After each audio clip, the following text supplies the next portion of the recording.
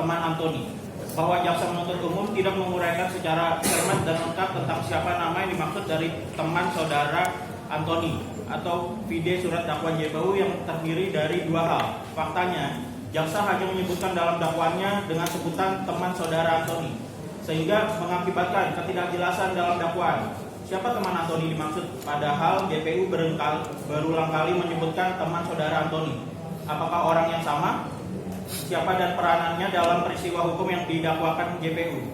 Bahwa jaksa penuntut umum tidak menjelaskan secara rinci fakta hukum tentang di mana posisi Antoni dan teman saudara Antoni dengan terdakwa, sehingga tidak jelas perbuatan itu merupakan tindakan sebagaimana dimaksud dalam pasal 351 ayat 1 dalam dakwaan JPU. Bahwa jaksa penuntut umum tidak menjelaskan secara rinci fakta hukum tentang bagaimana peristiwa hukum ini, yang diawali dengan adanya perbuatan dari teman saudara Antoni yang menggoda dan memegang Raheli Alia selaku pacar atau kekasih terdakwa. Justru Antoni lah yang terkena pukulan, dan setelah itu apakah ada upaya Antoni membalas atau menyerang, dan selanjutnya bagaimana reaksi teman Antoni selanjutnya. Sehingga nyata-nyata JPU tidak dapat menguraikan peristiwa yang terjadi yang sesungguhnya melibatkan ketiga orang tersebut, yaitu terdakwa, teman Antoni dan Antoni oleh karena tidak jelas dan kabur atas peristiwa adanya Antoni yang menyerang balik di pintu lobi Dragonfly. Hal mana pukulan Antoni tidak mengenai terdakwa sehingga Antoni melaporkan terdakwa. Lalu bahwa peristiwa perbuatan material yang juga tidak disampaikan atau diuraikan oleh jaksa penuntut umum adalah Antoni terlebih dahulu melakukan kontak fisik dengan cara menarik, mendorong dan memprovokasi terdakwa. Peristiwa ini terkait dengan A. Merumuskan unsur-unsur delik yang didakwakan. B. Urusan perbuatan material yang dilakukan terdakwa. Suatu dakwaan harus jelas memuat semua unsur tindak pidana yang didakwakan. Dan di samping itu, dakwaan juga harus merinci segala jelas bagaimana cara tindak pidana itu dilakukan terdakwa. Tidak hanya menguraikan secara umum, tapi harus terperinci dengan jelas bagaimana terdakwa melakukan tindak pidana. Apakah tidak memenuhi hal tersebut, maka dakwaan akan batal demi hukum, sebagaimana jurisprudensi putusan Mahkamah Agung RI melalui putusan MARI nomor 42K garing PID garing 1982 tanggal 19 Mei 1983 dan putusan MARI nomor 492K garing KR garing 1981 tanggal 8 Januari 1983. 2. JPU keliru menerapkan pasal 351 ayat 1 berdasarkan hasil visum et repertum nomor 176 garing TU VK garing 4 Romawi garing 2019 tertanggal 25 Juli 2019, bahwa jaksa penuntut umum dalam surat dakwaannya pada halaman 2 paragraf 4 menyatakan bahwa luka-luka tersebut tidak menimbulkan penyakit atau halangan untuk menjalankan pekerjaan, jabatan atau pencaharian.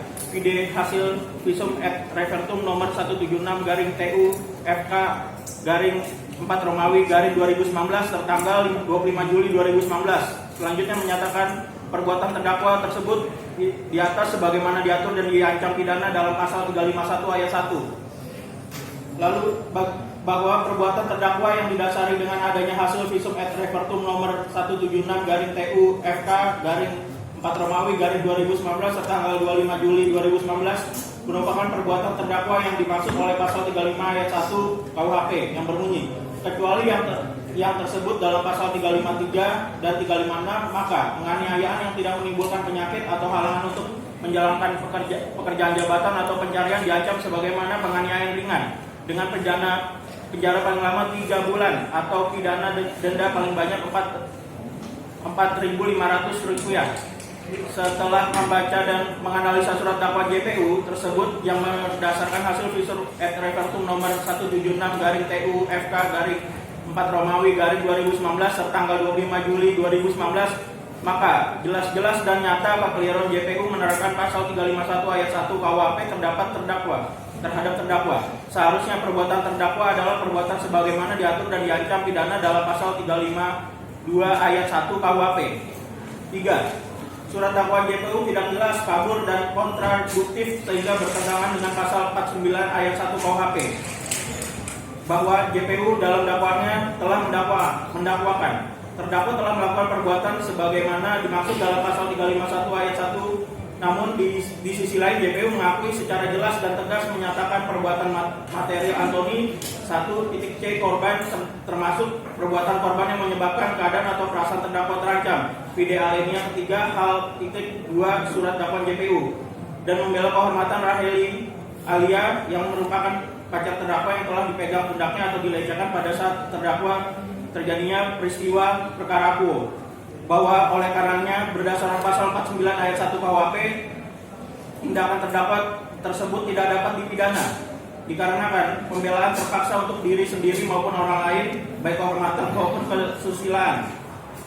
Bahwa sehubungan dengan hal tersebut apabila berpedoman pada pasal 141 KUHP dan pendapat dari Hari Sasongko SH dan Dr. Andes Cuk Suharyanto SH dakwaan yang tidak jelas dan kabur serta kontradiktif tertentu tidak layak menjadi pegangan dalam persidangan ini. Oleh karena itu, dapat dijadikan dasar dan alasan bagi majelis hakim supaya dakwaan penuntut umum ditolak karena batal demi hukum.